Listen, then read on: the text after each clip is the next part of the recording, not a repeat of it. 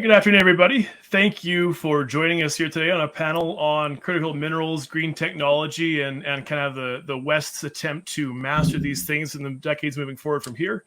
I am your host, Matthew Mickleborough. I run a podcast called the Junior Resource Investing Podcast. You can find me on YouTube under that name, and the upcoming website, juniorresourceinvesting.com.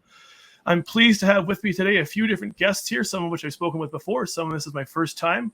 I will forego the conversation or the introductions here briefly, but I'm going to start off with just a little bit of an introduction just to help kind of square our conversation here or frame it for us. Political scientist Francis Fukuyama famously wrote in the 1990s about that era marking the end of history. The Berlin Wall had fallen. The USSR was no more. The ideological battles that had so plagued the world for generations were now over, and liberal democracies and free market globalization would reign triumphant as the natural endpoint for society. Obviously, from our vantage point 30 years on, Fukuyama's thesis is, at the very least, deeply flawed. Land war in continental Europe, an ascendant and assertive China looking to erode American hegemony, the retrenchment of ideological and economic divides and halving of the world into camps based on these political and economic differences. Here in 2023, we once more bear the curse of living in interesting times. In the span of barely a year, we have been forced to call into question and recalibrate assumptions about the global order we had taken for granted for decades. The offshoring by the West of so much of its economy, ranging from call centers to factories to mines, which for so long had been economically advantageous and served to knit together different regions of the world into a single economic engine, suddenly seemed short-sighted and fatally flawed. And why is that? It's geopolitics. Collectively, China and Russia dominate the natural resource sector. Of the 31 minerals designated as critical by the Canadian government, China and Russia are the top producers of over half of them. And the West, sensing its dominance might be being challenged, has no choice but to respond. At the same time as all this dramatic reorganization of the world order, we have the emerging green energy movement and the incredible demands it will place on our collective ability to mine what needs to be mined and build what needs to be built on time to meet climate targets. In a world where 85% of energy to this day remains sourced from fossil fuels, dramatic revolutionary engagement with metal extraction needs to begin immediately to hit these targets. Data suggests, for example, that more copper will need to be mined over the next 20 years than has been mined in all of human history if we wish to hit our green energy goals. The problem and the solution that lies before us is immense in scope and scale. So this is where our conversation begins today, at the nexus of these separate issues: the necessity of green energy, the need for massive resource development, and the freeing of our global economy. With that out of the way now, it is my pleasure to introduce our panel. We've got Brandon McDonald for Fiery Metals, who was working out of primarily in Yukon. Brendan Urich from Electric Royalties.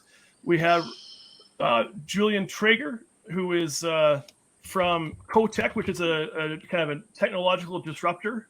And we have Richard. Where's my notes here? We have Richard. What's your last name, Richard? I apologize. Richard Williams. Apologies, Richard. There's my first flaw. Richard Williams, Bunker Hill Mining, and they have a project in Idaho. Gentlemen, thanks for coming here. I appreciate you taking your time to be here today. Thank you. Pleasure.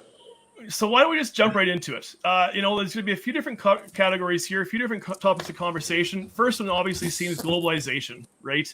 As you can tell from my framing, that I think that globalization and our relationship with it is a big part of this conversation today. Let's start with Julian, then we'll move to Richard. Julian, Richard, are rumors of the death of globalization, like I just framed it, is it greatly exaggerated? Is it real? Is it overstated, understated? And then maybe what factors do you think are particularly important that maybe I didn't focus on? Julian first. Sure. Matt, I think that globalization is dying, and we're going to be breaking into global trading blocks. Not that, it's every nation for itself. And so I think definitely the West will have, a trading area, and we'll all play to our individual strengths to make ourselves collectively stronger. But the death of globalization is great news, paradoxically, for the minerals sector, because globalization was a very efficient system. And now we're going to have all these individual blocks competing having to have stockpiles, and that's going to create a one-off increased demand in these critical minerals. So it is a big change, but it's not necessarily for the worst. And Richard? Yes, I mean, Julian paints a very interesting picture of trading blocks, West and Eastern, across the world, which certainly geopolitics today indicates is the trend. And it's a fair assessment by Julian that that is where things could go. Geopolitics tends to sort of lead economics at times where there is a security dimension. And we all know that the security dimension over the last few years has been characterized by, firstly, a pandemic, a medical shock. If you extend the definition of security being the health of your population, it clearly is categorized as such. And more recently, as you said, the continental war in Europe, or the Russian invasion of Ukraine. Now, do I think that it's going to move quickly into these trading blocks and not move through a period of transition that could be reversed again? I'm more inclined to that view. In other words, what we're seeing is that policymakers and businesses, investors following on behind, are looking at the outcome that Julian says and saying quite clearly, we need to secure, we're keeping it in the metals business, metal supply chains that are independent of our competitor. And China has been doing this for some time, of course. However, there are some economic and structural realities that will take some time for these blocks to sort of separate. One of which, and just keeping it in the metal side, is the fact that the majority of mineral refining, say in copper, but we could look at other metals as well, happens with the other side of the Western trading bloc, in other words, in China or in India or elsewhere. And so when we look at actually how quickly these things will materialize, i.e. regional blocks producing metal that can feed downstream industries, which include the power industries, it's not something that will happen over 2 or 3 years and will require some significant adjustments to policy crafted in the 1960s and 70s related to ensuring the benefits of globalization for downstream manufacturers and consumers are available for all. So I'd say that the picture, and again, not disagreeing with Julian, that Julian paints as a possible course of action on a go forward is a legitimate one. But I'd say that the time taken to get there could be very long. And there is also a chance that all of this disruption creates a think again moment, and the benefits of globalization win over the geopolitics. But again, it's hard to predict. Mm-hmm. It is an absolutely monumental task. This onshoring or the return of our economies of scale and the return of economies to the north, to the west, or the global north, massive undertaking for us here. I think both of you kind of articulated that. I guess maybe the question for Brandon and Brendan then here is that what needs to change, right? So, I mean, we're all situated in North America here, right? You gents are Canadian like I am. What needs to change? I mean, even from a Canadian perspective, politically, economically, in terms of policy, in terms of culture, what needs to change for the West to actually begin the work, right? Not to achieve greater parity, but to actually begin in earnest the work of achieving parity with China. And is that even feasible in a short term or a medium term sort of time frame? I guess I can kick off. I think we're 2 decades behind, really, right? China produces around 60% of graphite, 60% of tin. As of a few years ago, they were producing 99% of the manganese for the battery and EV space. They dominate the rare earth processing, lithium processing. So from that side of things, they've already established a position. They've been going around the world for the last 20 years, investing in different countries, joint venturing different projects for rare earths and these critical metals. So they're, much far, advanced in terms of time and planning that out. I always think about, the Canadian policy, and you think of the Green New Deal they had in the States, in Europe, and there's trillions of dollars being committed to this transition to clean energy. And I think of the hundreds of gigafactories and plants that are up in our construction, and I think they kind of got it a little bit backwards, because your average construction time on a plant would be maybe 3-4 years, where your average development timeline for a mine can be, 15 years. And that's kind of on average. And I'd say, if you're lucky. And so I think what you really need to see is some of that money going into exploration, and being funneled a little bit more, smartly. But there's very little cash that's actually gone into exploration. That's going to help, at least kickstart your 10 to 15 year development projects to meet your kind of really long-term need. But even the development projects, quite frankly, the projects that'll be that, those that'll meet demand in the next 5-10 years. Very little of that capital has flown down to them. And so I think that's really the key thing. I think that, all this money that's earmarked for the transition, a lot more of it really needs to be earmarked for that fundamental kind of exploration development of these projects, or we're going to be in big trouble. Yeah, and I think that there are areas, we talk about we want to compete with China. There are areas that we can't compete. So they think, in a economy that has direction from the top and where SOEs are integrated, there's a holistic view that a mine or mines can produce at a loss domestically because they're supporting local, the rest of the value chain in that particular metal or industry. Given our mines in the West are not integrated with manufacturers for the most part, we need to seek a profit. And so when you're competing with mines that operate a loss happily, that is very difficult, right? And we also know that in China, they do not, they don't always pay attention to the state of the environment. We look at the processing of rare earths, et cetera, that has left a mess in more than a few places in China. We can't do that in the West, right? So we have to make money and we have to mine it right, which already puts us, sort of at a disadvantage versus China. And then you go abroad, particularly in developing economies, although our mining industry in Canada has a lot to own up to in terms of our history and even current day how we operate. A lot of Chinese mining companies, in terms of bribery and malfeasance and environmental concerns, take a look at the Canadian mining industry and kind of say, hold my beer and watch this, right? Like they're operating on a different level than we are. So how do we compete, right? I think we have to be better miners, we have to be better explorers, better miners. I think the profit imperative in the West leads to better optimization, leads to greater technology introduction. I think we're just better at it, right? And I think we can be better partners outside our own countries. So I think that's how we have to compete. And then in terms, ultimately, the other thing we have to do is get out of our own way, right? You talked to, Brendan was referring to, exploration and development assets. Well, I think we have a bigger problem with development assets that get stalled. We have significant exploration success. We have these massive resources sitting in the West, and then they go nowhere, right? So I think it is absolutely fair for permitting processes to be rigorous. It is absolutely fair for legitimate objections to be heard and upheld.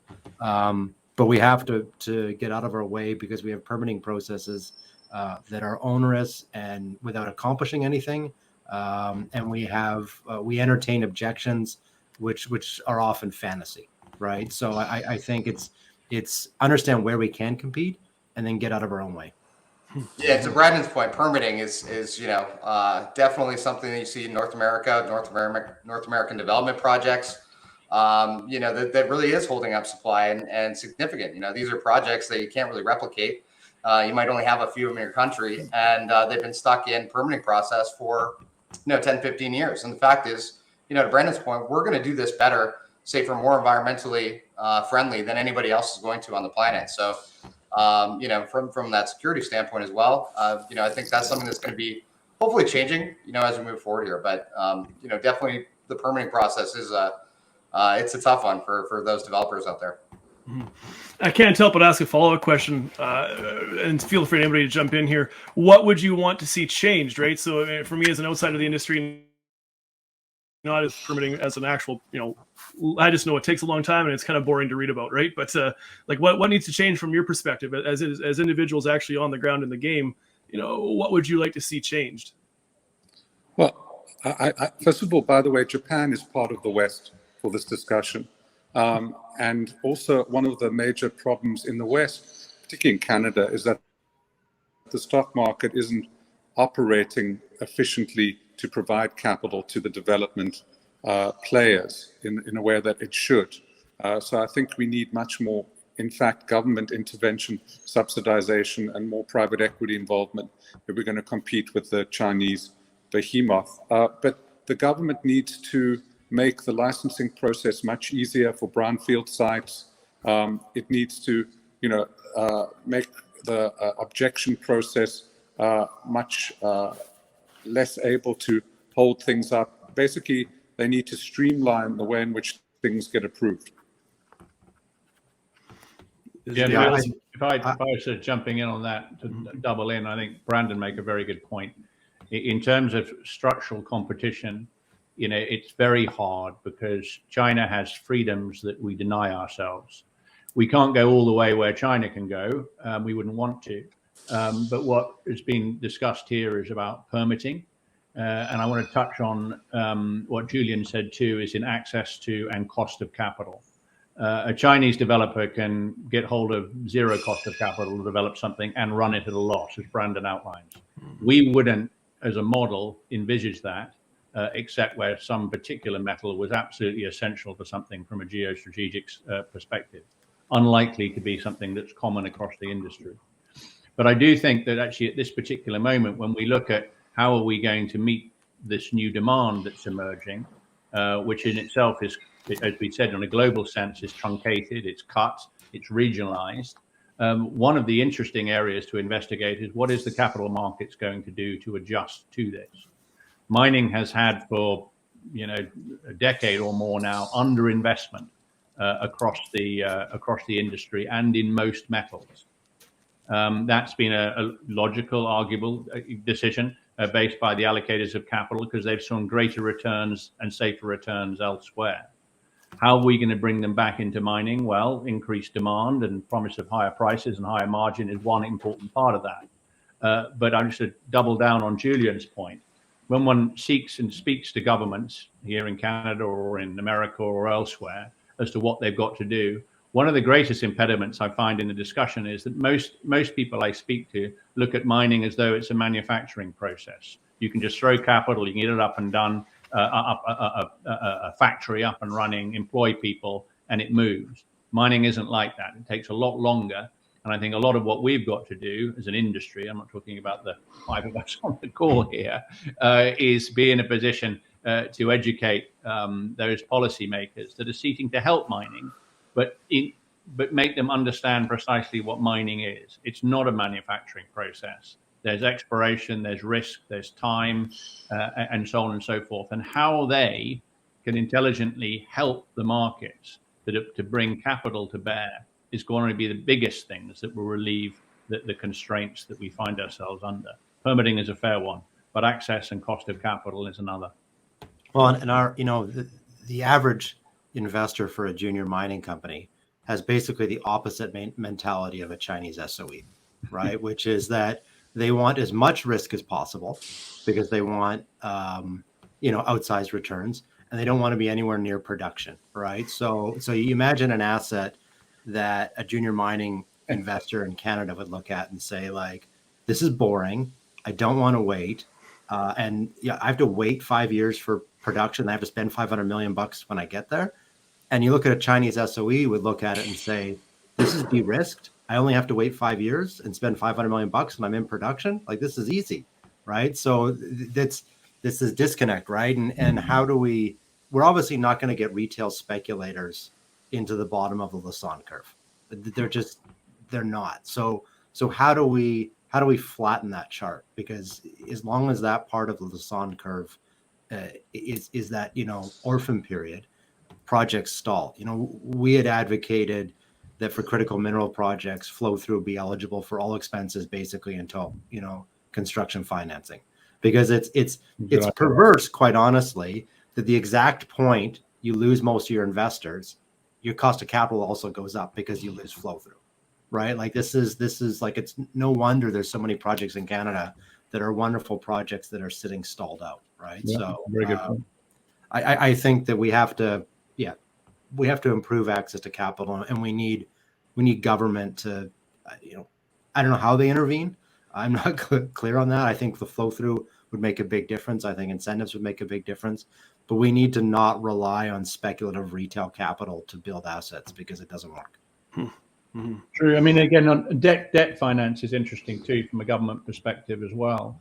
In that is, I mean, I look at the country I used to live in, the UK. I mean, they've denied themselves the creation of a sovereign wealth fund from the North Sea oil for reasons that are well known. They had to sort of pay their running costs. In contrast, you've got Scandinavian countries that have been able to do that, and they can redeploy some of that capital into strategic industries, but done on a commercial basis, not done to deliver zero or negative returns, but positive returns.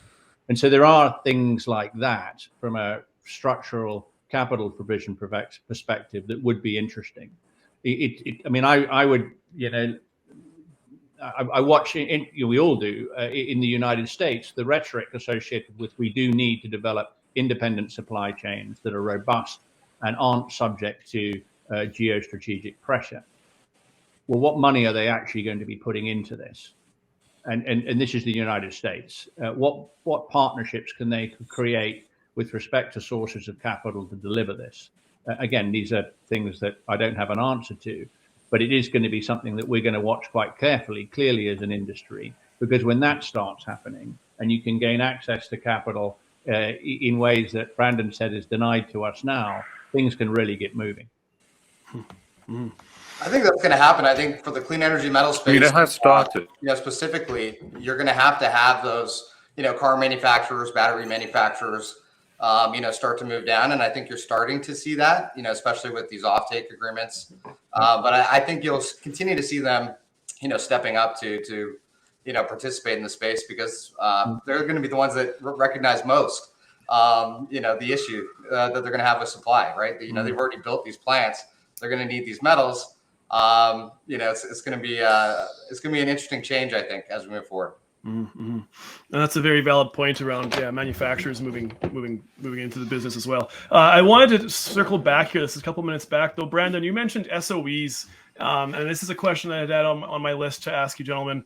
Why don't we start with Brandon? I'll ask Julian to step in here. So, if our listeners or viewers remember, a few months ago, Canadian government squashed a couple of lithium deals between some lithium explorers in South America, Canadian lithium explorers in North America, who had made deals with Chinese state-owned enterprises. And I guess I just want, this is, I guess, to me, this is the reality of deglobalization, right? When you start to ask, like, what does it look like? What are the things that we see or don't see happening if we're talking about deglobalization? That's one of them, right? Is that government intervention to kind of maintain whatever you want to call it, an ordered or orderly economy. So I guess, Julian, do you think that was an appropriate step? Is it a necessary evil? Is it something you support? Is it something that you wish didn't happen? Where do you feel, or what are your thoughts on that? I think it is always disheartening when the visible hand stops working properly. But I do think that, 5 years into the economic war, China, and it's going to be a war of decades. And I think Australia, Canada, the US, parts of South America needs to circle the wagon. And that process is just beginning. But, it's no good just blocking things. I think what they have to do is step up and say, okay, we're going to do this. We're going to fund it. We're going to still get the products that the world needs. They're going to be part of the supply chain. And the US is going to do it. They have already, there's one of this is all next funded by the US government, which is one of the first state equity and mining project. And I'm sure there have been numbers since then, Inflation Act, in some capital strategic purposes. So I think that it's an appropriate behavior. It's interesting. What surprised me most about that move by the Canadian government was that at least one of the companies didn't even have assets in Canada. their assets were in South America, right? So this is a question of, you're a Canadian company with an asset in Argentina. Is it the Canadian government's business that a Chinese SOE owns part of you, right? And I guess the corollary of that is, if you're a Canadian listed and domiciled company with critical mineral projects abroad, should you be seeking a continuance out of the country? Should you be re-domiciling your company somewhere else so you don't get interference, right? Assets within Canada, that is fair if the Canadian government wants to block Chinese SOE ownership. And I don't think I disagree with that. But, the ultimate effect of this is, like, let's take fireweed, for example. I think it's pretty clear that the Canadian government would not permit a Chinese SOE to own us. That's not going to happen. So given that, the ultimately has the knock-on effect of increasing my cost of capital now, because the potential acquirer with the biggest checkbook and lowest cost of capital has now been disqualified.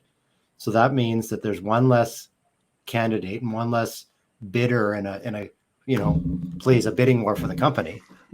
Like, that's one less bidder and the biggest bidder gone, right? So that means that the Western zinc companies know that they're going to have an easier time buying us. Like I said, it all filters down to, now my cost of capital's higher. So this effort to encourage domestic critical mineral production, the first step of basically declaring these things strategic and blocking certain foreign ownership, actually discourages development, right? So I think this is how we have to reconcile that the strategy is half baked. Yeah, what's the plan, right? I mean, Right. At the end of the day, we're all cash starved. We're saying there's a lack of capital for the sector. Canadian government comes in and says, "Hey, we're not going to let produce the capital, right?" Well, that's what the I lithium said. industry. They're also the primary end users, right? They dominate that refining. So especially for the lithium industry, they're very key players around the world. So it's what's the plan? It seems very political. It's like a lot of the government plans around trying to actually build a sustainable critical metals economy. What tends, again, as we all observe, what tends to happen is, when there's a security crisis, the security apparatchiks, those who are, study and are required to apply security solutions at a geopolitical or a national level, tend to dominate the debate. And so the first response is, how do we secure something? And the consequences of the actions they take on the downstream economy and the systems are often, discounted during those early discussions.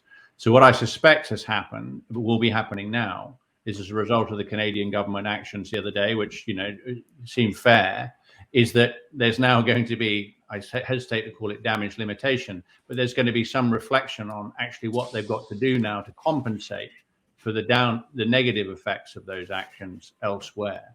And this, of course, is an opportunity for the industry to engage with them and saying, okay, we understand. And Brandon's point was a brilliant one with respect to the cost of capital and the potential returns for investors in fireweed. Given that, what can be done to encourage investors to get involved in Canadian projects when the potential buyers of those projects have been reduced by 50%?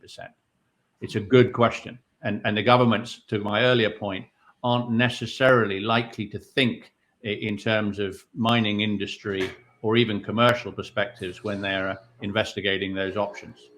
So it's adds another complication to our already complicated license to operate relationships. The answer gets messy in a hurry, doesn't it? I don't mean to quash engaging conversation here, gentlemen, but just in the interest of making sure we can kind of move along here, I'm going to switch gears now to more of the green energy revolution. I've got a couple of questions out of this category here. This one will be for Richard and Brendan. Consensus thinking can be dangerous, right? That's one of those things where if I'm talking to a whole bunch of other investors and everybody agrees, I started to get nervous, right? Because it probably means we're wrong, right? Oftentimes in the market, right, if everyone agrees, it means they're wrong. It is often the contrarian who does a better job of identifying patterns in the market to successfully exploit. So for the topic of conversation today, and maybe this is trying to think of things kind of going against the tide here, what are the reasons we have this consensus approach that there's going to be a bull market for metals and resources coming in the coming years or decades? what are some potential reasons, whether it's technology or recycling or stretch timelines, you tell me, but what are some of the reasons why that bull metal market won't happen, or why its impact might be more muted than maybe we're anticipating or hoping for? Sure. So I can kick that off. I think for me, I kind of look at it, from a fundamental perspective, right? These metals, they form deposits. They take millions of years to do that, right? Then we have to basically find them. Where are they on the planet? That's expensive. It's costly. It takes a lot of time. Then we have to build them out. There's no way to rush that, right? So, when you think about these deposits, there's only so many of them on the planet. And when we look around and you say there's an average 15-year development timeline, you can actually kind of get a sense in terms of, which projects might actually make it into production over that time frame. Obviously, we have a lot of potential demands that are out there, but even if demand is off by a magnitude, multiple of where we expect it to be, I see shortages really across the board for all 9 of the clean energy metals that we target. And I think it's, really acute when you look at, our focus is really buying royalties on those deposits in Europe, North America, and Australia that could be domestic sources of supply. And when you look at, from that perspective, I mean, we've got a royalty on a manganese district in North America. It's really the only manganese district in North America being developed for the EV space. One deposit, right? We look at, we have a tin royalty in the US. It's the best tin project in the US, but it's probably 7 to 10 years, from production. But that's the most advanced and nearest term tin deposit they have. They haven't produced tin there since the 1980s. And so I think it's really just a rare on the supply side. We just don't have enough supply. There hasn't been enough money going in. So there's not enough projects that have been developed to kind of fit that timeline. I think it's going to be very interesting. I think, at the end of the day, we're going to need all of the metals, for all the different technologies that we're coming up with and are going to really kind of get to where we're going. So I think it's going to be an exciting time for pricing. Lithium prices right now, we're heavy lithium. Lithium prices have been, jumped up pretty much 10 times, over the last, couple of years. And I think that's going to happen, kind of sequentially to each of these other metals. I think tin's a great one. Copper, you mentioned copper. We're going to need more copper in the next 20 years than we have mined out to date. And that scares me because, we've been looking everywhere on this planet, scouring the planet for copper already for 100 years. And we've mined out all the best deposits. We're not finding them anymore. And so even a metal like copper we've been looking at for a long time, I can see serious supply issues really across the board. So even if demand is, even, a tenth of where we expect it to be, I think metal prices are going to have a strong environment here. Matt, I suppose in the spirit of the question, I think Brendan's given a very good exposition of why the bull market is likely. And again, I agree with him on that. I think in the spirit of the question is, what is the counter arguments to it? I think the counter arguments can be more found in terms of the timing of it and the extremity of it. And obviously it varies from metal to metal and place to place. But if we just look at a couple of counter arguments, one is as we go into 2023, I mean, we've all read the 15 reports from the 15 banks giving us different views of what's going to happen to the global economy over the next 12 months. We're not entirely sure what the impact of the current shocks to the global economy are going to be. Of course, that can suppress demand and it can suppress access to capital for a period of time, but it'll just be pushing that bull market to the right in a general sense. The second thing that is clearly the case is that, we can all remember 5-6 years ago or maybe even more recently, the idea of a power transformation, a move away from fossil fuels wasn't mainstream. It's very much mainstream now. However, look at what the impact has been on supply chains, courtesy of the Ukrainian war. It's been a move back to some fossil fuel power sources in order to keep the economy going. But again, I don't think that's a sort of fundamental correction that will stick. It's just pushing the bull market to the right. And then the other good point that Brendan made is related to, everyone's made actually, is related to the time taken to adjust the supply. There has been underinvestment in the mining industry for a very long period of time. And gaining access to money is, from my perspective, certainly Brandon's recently have been very successful, is very hard. And it will continue to be hard, I think. for a long period of time. So we should end up in this position whereby demand outstrips supply, thereby creating the bull market conditions, compounded by this geostrategic division that will start emerging or not, as the case may be.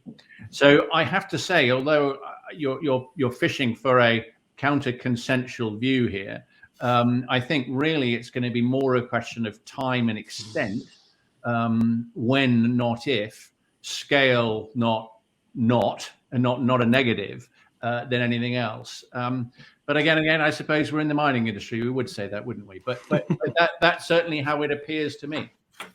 Well, and Richard, you talk about we're in the mining industry. If I could, we're in our own echo chamber here, Yeah. and there's consensus within industry, but there's clearly not consensus in the market that mining is a good place to invest, because our valuations are in the toilet, right? So if this is what consensus looks like, that mining is a good place to be, God help us, right? There's no hope. Right? So I'd add to that, even within the mining sector, we're a royalty company.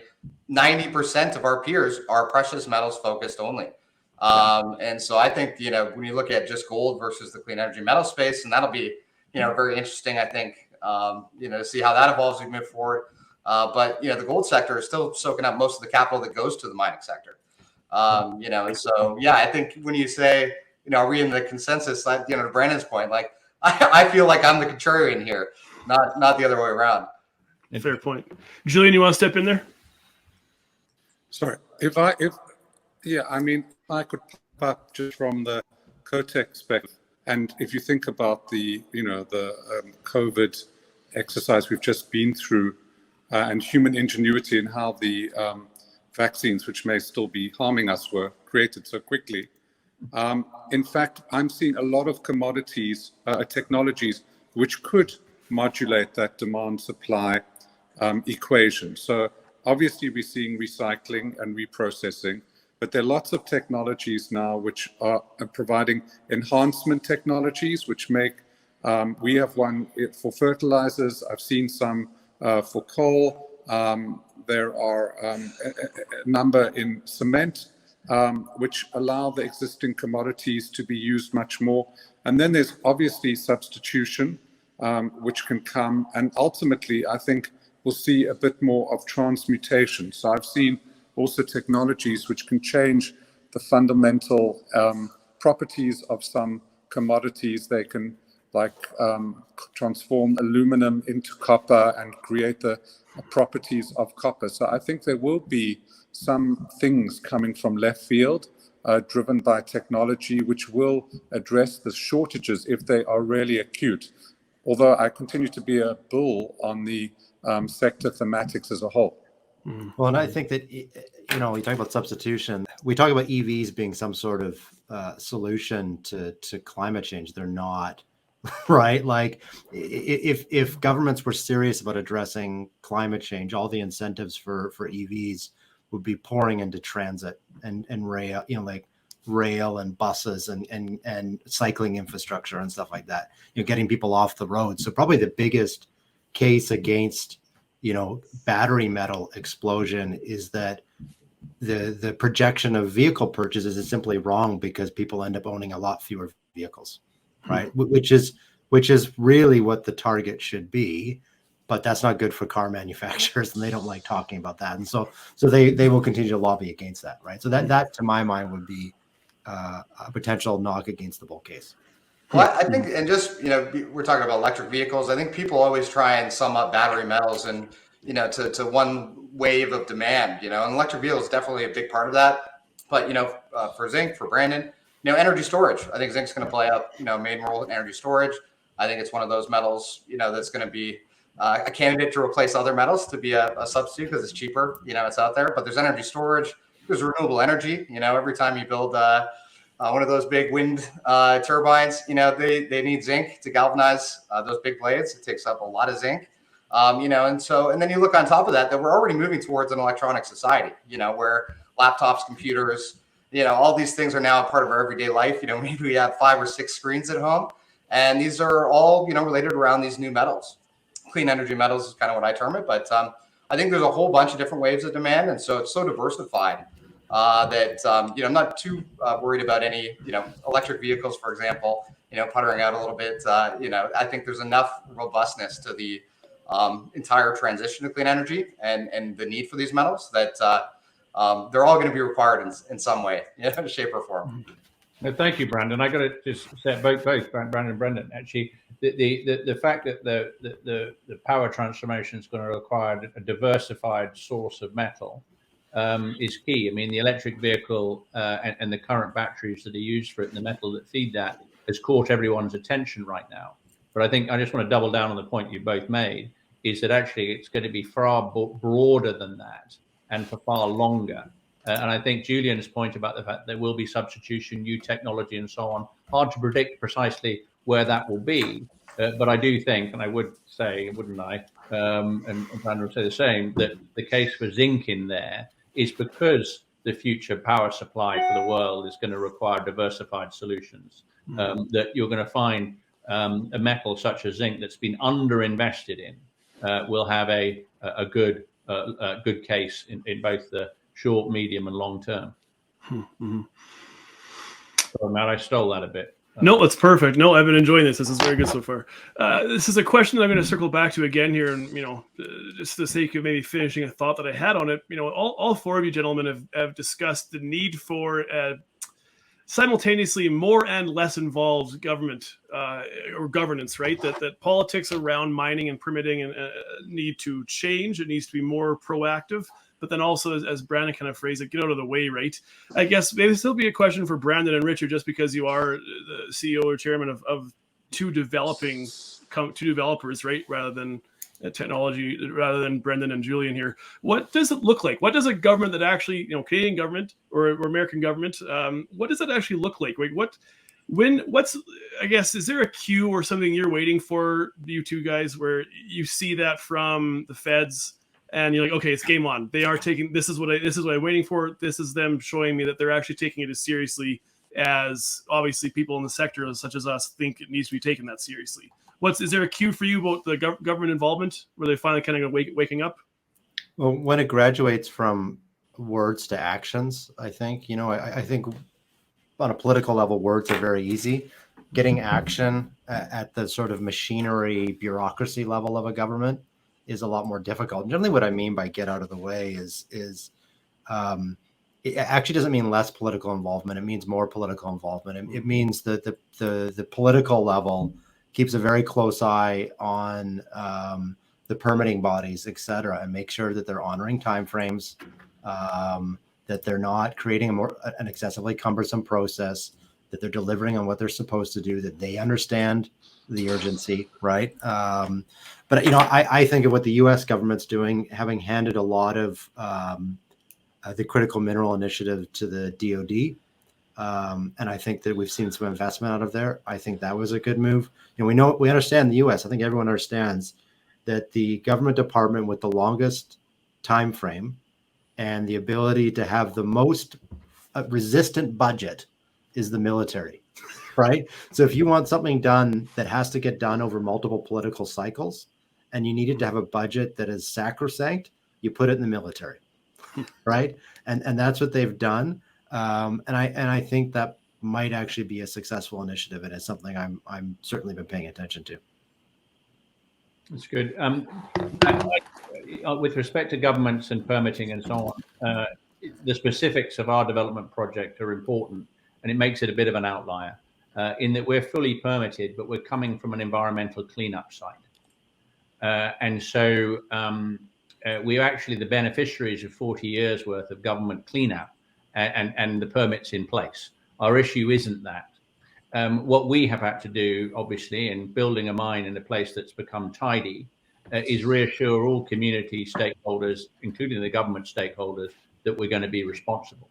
So we're further ahead. But there is one specific, and we are in Idaho, which is very mining friendly, is that the management of, say, the water discharge, which is the critical thing in a closed mine, and there are other things, but we'll put that right at the top of the list, had been passed from a federal agency, the Environmental Protection Agency, down to a local agency, the IDEQ. And as with anything moving from a national to a local level, you get a feel for much more attendance, much more responsiveness when that happens. And I'm not doing it to be critical of the EPA. It's just a bureaucratic reality. And I think if that's how things move, as long as you get consistency across provinces or states or regions, that could be very helpful indeed.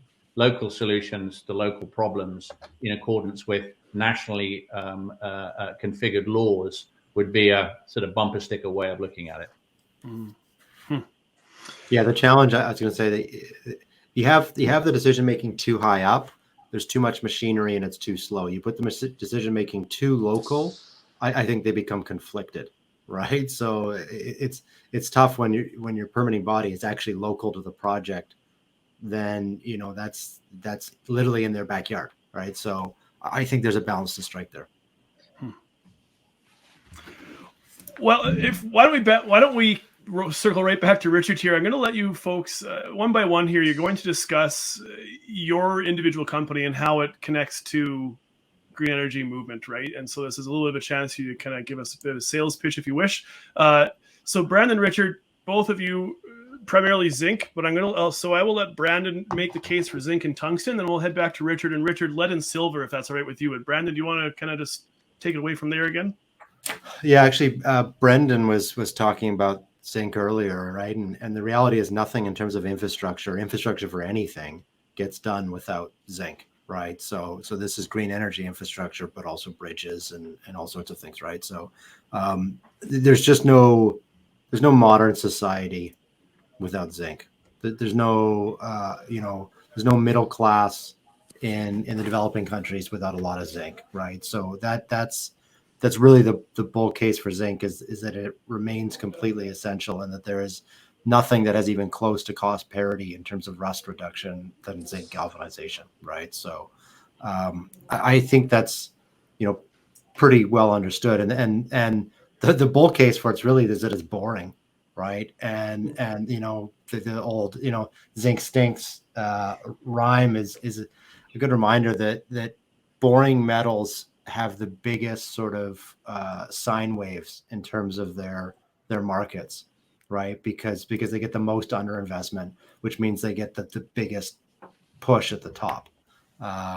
So I think that's zinc's got that going for it. In terms of tungsten, it's a niche metal. 85% of it comes from China, and it's produced on a quota. That makes it difficult to compete with that, but it makes the political push for it to be the strongest, among the strongest, like right up there with rare earths and stuff like that, right? So we see an immense amount of political interest in that, but it's a metal again that there's no modern functioning society without it. There's no tool steel, no hardened steels. We're not manufacturing anything anywhere without tungsten. It's essential for electronics. It is essential in aerospace and defense, right? So very topical metal as well right now. And again, it's if we're going to onshore stuff, and if we're going to build national or at least the trade block resource stockpiles, then we got a lot of work to do in tungsten, right? So that's definitely the exciting thing there. Richard? Thanks, Matt. And again, we produce, as or will produce at the end of this year, concentrates that will deliver zinc, lead, and silver into the market. And it's a mine that ran for nearly 100 years before it was shut for environmental mismanagement issues, sort of 40 years ago. So what I'd say on the silver and lead side, in terms of its green credentials, silver is a wonderful metal because it sits in the nexus between industrial uses, which are primarily electronic, but also connect directly to solar power, the photovoltaic cells, but also to those who are interested in having precious metal exposure as either a store of value or in terms of particular jewelry manufacturing and other purposes. But I'd say that the majority of silver is used when it's produced in that electronic green space, but it's not yet known really or marketed strongly as a green metal. In terms of its supply fundamentals, again, it benefits from the fact that it's precious. And there's quite a lot, as Brendan's already spoken about this, quite a lot of people that chase precious metals exposure because you get a the precious metal multiple on your valuation. And so as a result, quite a lot of investment has gone into exploration and development of silver businesses worldwide. So you don't typically get these great sort of demand versus supply shocks in silver, because silver supply tends to sort of meet demand as it goes along. However, it is a green metal. And secondly, in a polymetallic mine such as ours, the more silver that you produce, in other words, the more silver within your lead silver concentrate, the higher your margin. So as a zinc business, which we are primarily, the ability to have a fantastic amount of silver upside is very good for our long-term returns. On lead, which is almost what I always like to call it, the sort of forgotten battery metal, it obviously isn't to our grandparents and parents and maybe even ourselves, but to the junior consumer. But it's one of those marvelous metals that benefits from a huge amount of recycling. For those who are concerned about the long-term future of the planet, lead, where 70% of the lead consumed in the world comes from recycled sources, makes it exceedingly green. And as we know, when we get into our cars and anything else that needs to kickstart itself, lead is in there in the power system everywhere. But again, it tends to be the byproduct of other mines. So it's great that Brandon and I are sitting alongside here, because zinc, lead, silver tends to come as a package. And when you're looking at each mine, you can assess its margin, not just on its zinc grade, but on its zinc equivalent grade, dependent upon those other metals that come with it. So I'd say that we do definitely, may not have the sexy cachet of lithium and cobalt right now, but definitely have a long-term demand and a place to play in the transformation of the energy system. Perfect. Thank you, Richard. Julian, I'm going to skip over to you here. Cotec is a very intriguing company, right? I mean, I'll let you clarify as we go here, but I mean, you're essentially an investment vehicle looking for disruptive green technology in the mining sector. Scream at me if I'm wrong with that description, but what mining I find so interesting because it's an industry of massive budgets, which makes it slow to change, right? Inertia behind a $3 billion budget means that people are sometimes reluctant to try new things. But the same token, that's exactly what makes them primed for disruption if there actually is a truly revolutionary way of going about things. So do you mind just from there, Julian, taking that as a launch pad to maybe discuss Cotec, what it is you do, and maybe a couple of technologies that maybe stand out to you as worthy of conversation today? Sure, with pleasure. I mean, our sector stands out in that it is one of the last that hasn't been disrupted by technology because of the economies of scale of the projects that have been historically required. And therefore, there's a gap now for new entrants who harness technology to create asset-rich businesses which are applying the technologies to marginal products or waste. And that's really where Cotec is heading. Ultimately, we are identifying really revolutionary technologies and we're applying them to assets to enter into them very economically and bring them to scale. And our ambition is to build a mid-tier mining company using this approach. And the technologies we're seeing are super interesting because they all use much less heat, much less water. They are much cheaper than historic technologies, and they are modular and flexible. So historically, the mining sector was built upon large scale to get the lowest cost of production. Today, I think we're ushering in an era of economies of flexibility, where you'll be able to do interesting things with smaller deposits using this modular way of processing. And so we found already, and we worked with Tom Albanese and other people from Rio on the board, we found some really interesting technology so far. Technologies which can make green steel and reduce 1% of the world's carbon emissions. Technologies which can enhance fertilizers by 8x and require much less fertilizers. Another one which recycles magnets and can reuse the rare earths within magnets. And we're applying them to projects, like we bought a big stake in a bankrupt iron ore facility in Minnesota, which we are resuscitating using these technologies. It's a fascinating area. I think there's a huge amount of money to be made out of it. We've already seen a technology called Jetty, which does copper processing, raised capital at a $2.5 billion valuation, which is larger than many existing operating copper businesses. And I think that the era of technological innovation in the commodity extraction space is just beginning. It's like what fintech was 20 years ago. And it's a fascinating area to be in, where we can actually create enormous savings and be part of the green revolution, but also be very profitable. No, excellent, thank you. And then Brendan, I'll turn it over to you. Electric Royalties, Royalty Company. Do you want to maybe discuss for us what was the decision-making process for you to choose battery space as your thematic? I mean, and then maybe discuss for us also the criteria that you approach selecting individual projects with. Yeah, so I think the first decision for us was really that we're going to be a royalty company. I think that's definitely a big part of it. It's a great business model. You know, we're already diversified across 20 assets. We're basically buying the rights to cash flow from these mines once they enter production. It costs us nothing moving forward. So, you know, no capital costs, no development costs. You know, our G&A is very low. We expect to be, you know, cash flow positive this year. And so there's a lot of big benefits to it. You know, we're diversified across 9 clean energy metals as well. How do we choose this space? I mean, part of it, to be honest, was about the level of competition. You know, when you look at the royalty space, there's a lot of competition, a lot of big guys that have been in that space for a long time. And so you look at what they're paying on deals, and, you know, it's, I think we're, you know, on average, we're probably paying about 1/10, you know, what we've seen in the precious metal space. So, you know, the other side for us, though, was really the 2 decades of growth opportunity.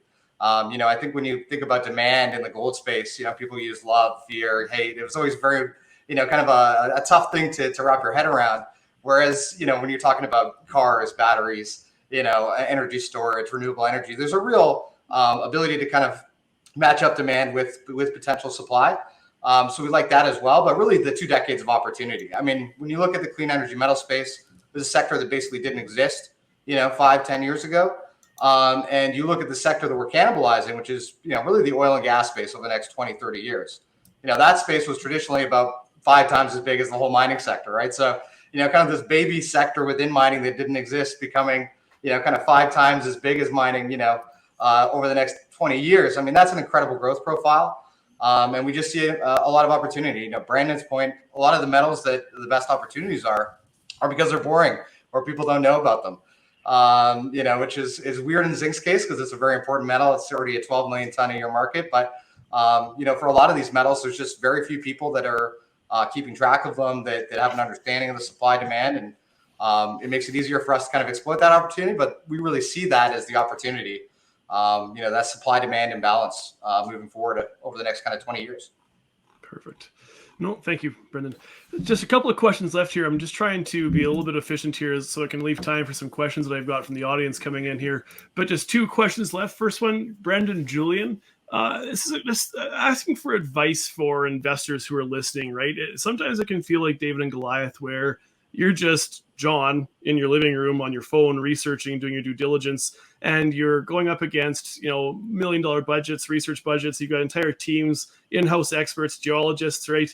And so sometimes it feels like you don't even know what you don't know, right? The Dunning-Kruger syndrome, or whatever, right? Where you're stuck not even understanding the game well enough to know how much you're getting played at that game. So if I can ask, kind of boil this down to a question for Brendan and Julian, you know, you have people who are listening, they're buying into this macro thesis, incoming bull market.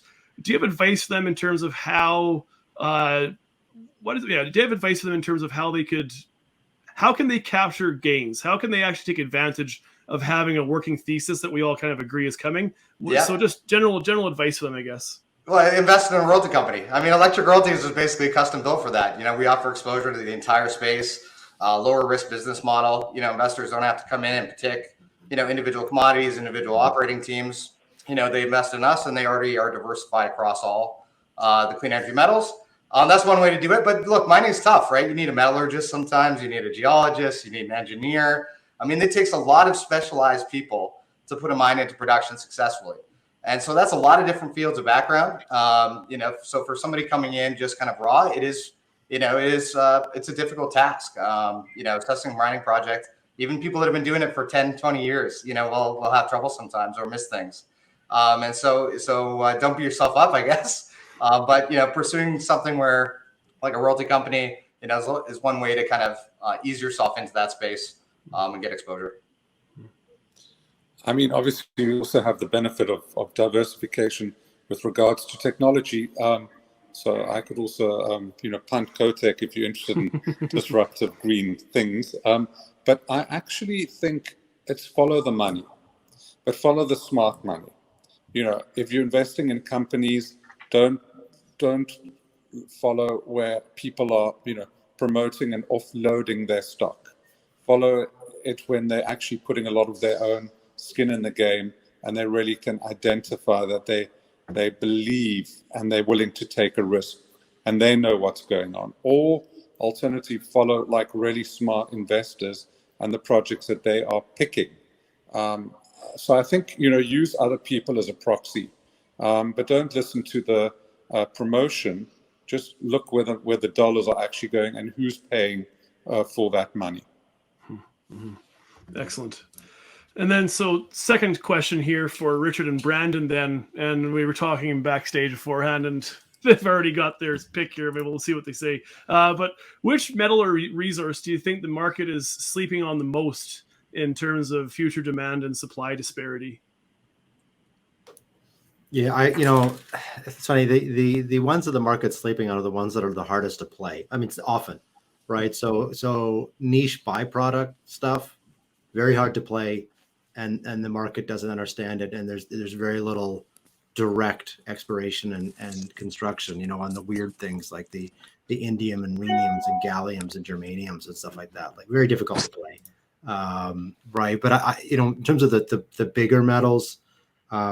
I think in automobiles, this is like a counter zinc thesis. So, I think there's gonna be a lot of move to aluminum frames as well, which goes a little bit against zinc in terms of galvanization of frames.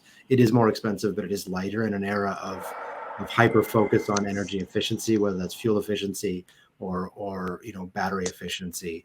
Lighter frames are going to matter, and I think other light strong metals like titanium could also be, is one that people perhaps aren't paying attention to.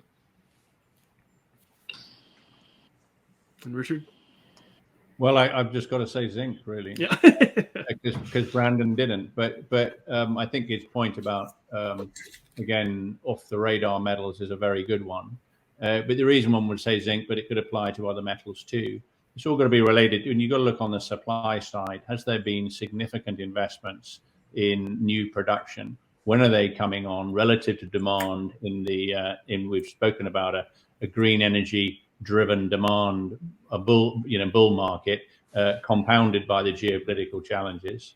And then the next thing you've got to look at is valuations. And Brandon also touched on the fact that, courtesy of a number of other places for people to put their money, a lot of mining stock has been undervalued for a very significant period of time. And if we are moving into a bull situation, and you do have those specifics of being able to contribute to secure supply, then you should be, to go to Julian's point, attracting the interest of the smart money, which makes it, for both retail and other investors, a very interesting place to be.